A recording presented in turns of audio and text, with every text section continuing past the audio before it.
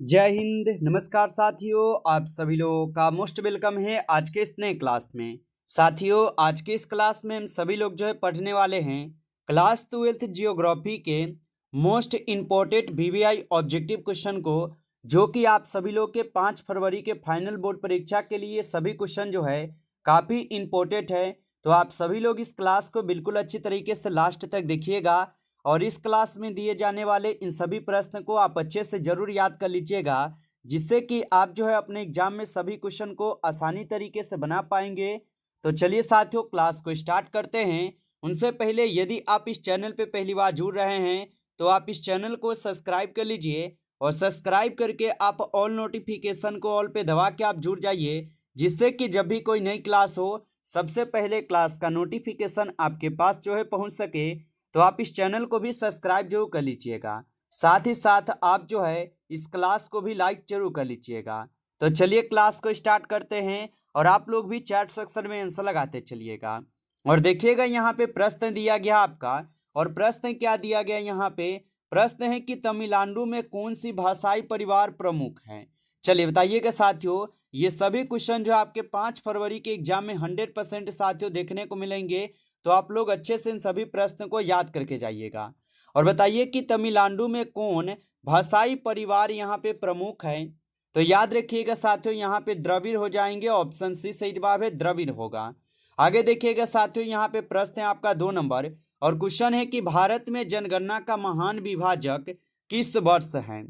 चलिए बताएंगे साथियों कि भारत में जनगणना का महान विभाजक किस वर्ष होगा। तो साथियों याद रखेंगे आप सभी लोग 1921 में होगा, ऑप्शन सी सही जवाब है 1921 में।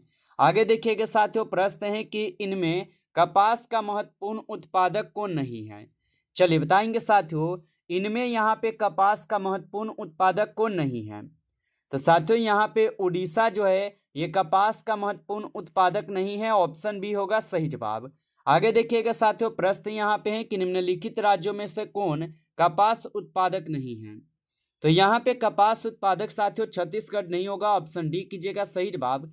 अगला नंबर प्रश्न देखेंगे साथियों, और प्रश्न है कि इनमें से किस राज्य में प्रति हेक्टेयर चावल का उत्पादन सर्वाधिक है।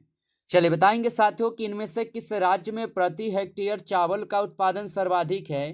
तो साथियों ये तमिलनाडु में होगा, ऑप्शन यहाँ पे 20 सही जवाब है, तमिलनाडु में होगा। आगे देखिएगा साथियों, प्रश्न है कि हरित क्रांति जो है ये संबंधित है। चलिए आंसर लगाइएगा, हरित क्रांति जो ये संबंधित हो जाएंगे। तो हरित क्रांति संबंधित है खाद्य उत्पादन से, ऑप्शन ए सही जवाब है, खाद्य उत्पादन से होगा। आगे देखिएगा साथियों, प्रश्न यहाँ पे हैं और प्रश्न क्या है कि निम्नलिखित में से कौन यहाँ पे भारतीय कृषि की समस्या है। चलिए बताएंगे साथियों, निम्नलिखित में से कौन है जो कि भारतीय कृषि की समस्या है। तो यहाँ पे इनमें सभी जो है ये भारतीय कृषि की समस्या है, उपयुक्त यहाँ पे सभी होगा। आगे देखिएगा साथियों, प्रश्न है कि भारत में हरित क्रांति जो ये शुरू हुई थी। चलिए बताइएगा, भारत में हरित क्रांति जो ये शुरू होती है तो 1960 के दशक में हरित क्रांति शुरू होता है, ऑप्शन बी सही जवाब है, 1960 के दशक में। अगला नंबर प्रश्न है, उत्तर भारत में सिंचाई का मुख्य स्रोत है। चलिए बताएंगे साथियों कि उत्तर भारत में सिंचाई का मुख्य स्रोत कौन सा होगा। तो उत्तर भारत में नहर हो जाएंगे, ऑप्शन ए सही जवाब है, नहर होगा। आगे देखिएगा साथियों, प्रश्न है कि दक्षिण भारत में सिंचाई का मुख्य स्रोत क्या है। तो उत्तर भारत में नहर है और दक्षिण भारत में साथियों तालाब हो जाएंगे, ऑप्शन सी सही जवाब है, तालाब होगा। आगे देखिएगा साथियों, प्रश्न है कि भारत में सिंचाई का साधन है। चलिए बताइएगा साथियों, भारत में सिंचाई का साधन क्या होगा। तो तालाब, कुआं, नहर उपयुक्त यहाँ पे आप लोग का सभी जो है ये क्या है, तो सिंचाई का ही साधन है। आगे देखिए, प्रश्न है कि कौन सा राज्य सूर्यमुखी अग्रणी उत्पादक है। तो कौन सा राज्य जो कि सूर्यमुखी का अग्रणी उत्पादक होगा।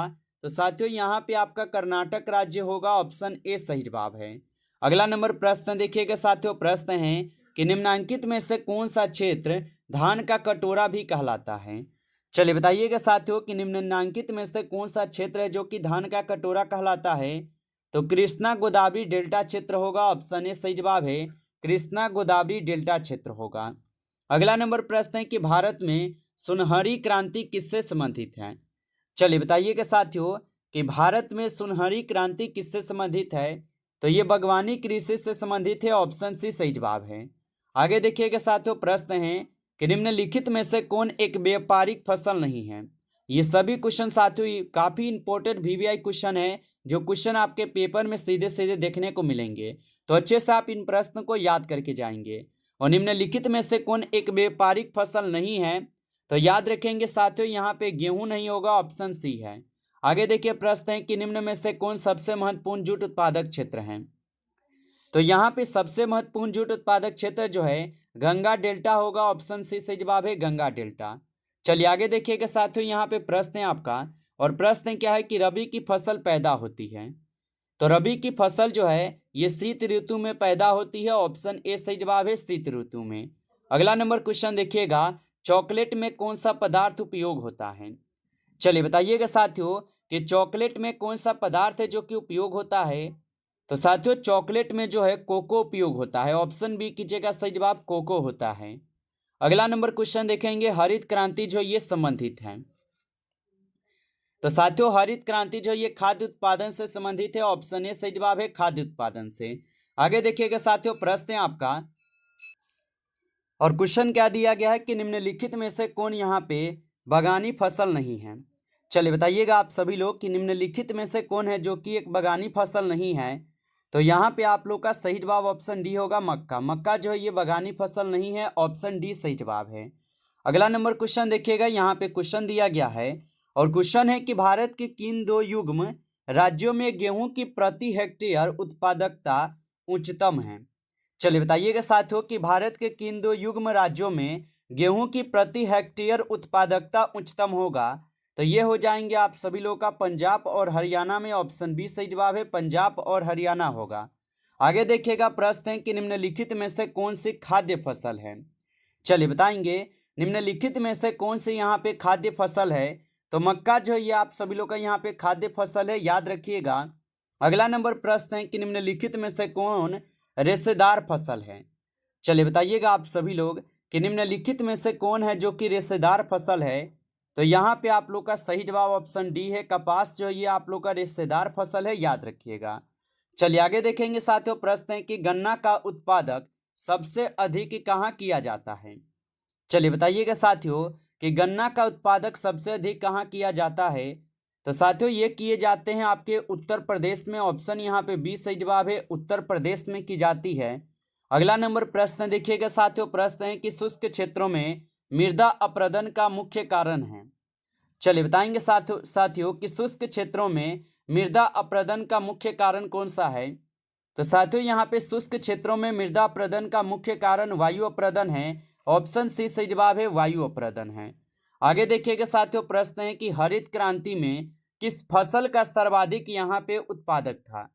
तो बताइए साथियों हरित क्रांति में किस फसल का सर्वाधिक उत्पादन था। तो साथियों यहाँ पे गेहूं के हो जाएंगे, ऑप्शन सी सही जवाब है, गेहूं के होगा। आगे देखिएगा साथियों, प्रश्न है कि अरेबिका संबंधित है। चलिए बताएंगे साथियों कि अरेबिका जो है ये संबंधित हो जाएंगे। तो साथियों अरेबिका जो ये संबंधित है कॉफी से, ऑप्शन यहाँ पे बी सही जवाब है, कॉफी से होगा। चलिए आगे देखिएगा साथियों, यहाँ पे प्रश्न है, और प्रश्न है कि भारत में वायु परिवहन सेवा की शुरुआत हुई। चलिए बताएंगे साथियों भारत में वायु परिवहन सेवा की शुरुआत कब होती है। तो यहाँ पे 1911 में होता है, ऑप्शन बी करेंगे सही जवाब, 1911 में। अगला नंबर क्वेश्चन यहाँ पे दिया गया है कि पूर्व पश्चिम गलियारा जोड़ता है। चलिए बताएंगे साथियों कि पूर्व पश्चिम गलियारा जोड़ता है। तो साथियों पूर्व पश्चिम गलियारा जो है यह सिलचर को पोरबंदर से जोड़ते हैं, ऑप्शन डी सही जवाब होगा। अगला नंबर प्रश्न देखेंगे कि निम्न में से कौन संचार सेवाओं के अंतर्गत आता है। चलिए बताइएगा साथियों कि निम्न में से कौन संचार सेवाओं के अंतर्गत आता है। तो साथियों यहाँ पे इंटरनेट होगा, ऑप्शन सी सही जवाब है, इंटरनेट होगा।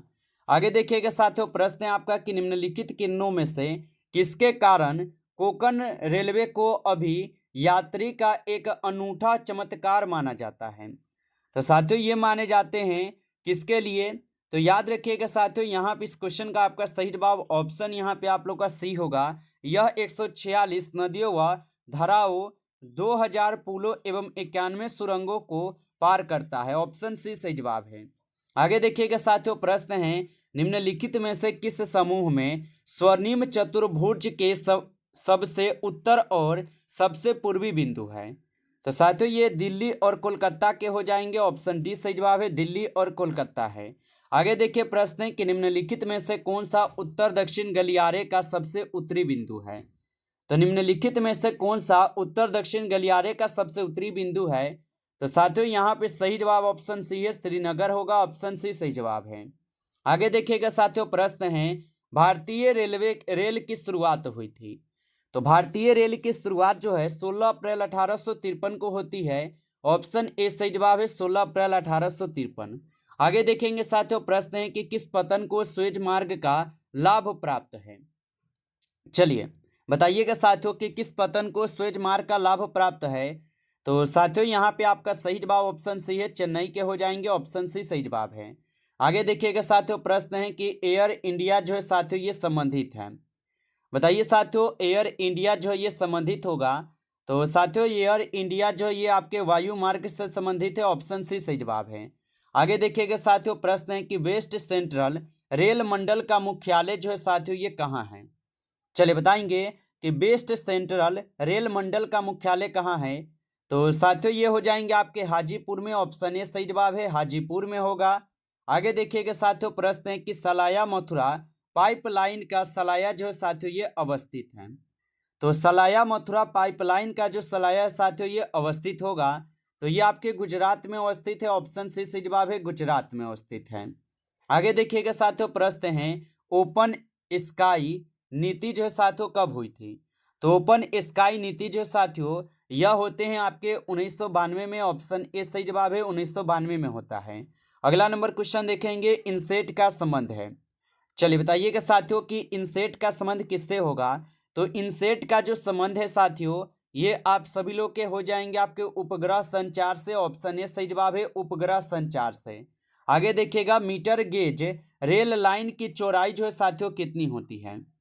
तो मीटर गेज रेल लाइन की जो चौड़ाई होती है साथियों ये क्या होती है। तो इनकी चौड़ाई यहाँ पे कोई भी नहीं होती है। ऑप्शन डी है, इनमें से कोई नहीं होगा। आगे देखिए प्रश्न है कि कोंकण रेलवे का विस्तार जो ये किस राज्य में नहीं है। तो कोंकण रेलवे का जो विस्तार है ये गुजरात राज्य में नहीं होगा। ऑप्शन ए सही जवाब है, गुजरात राज्य में नहीं होगा। आगे देखिएगा प्रश्न यहाँ पे है कि नागपुर योजना जो ये संबंधित है।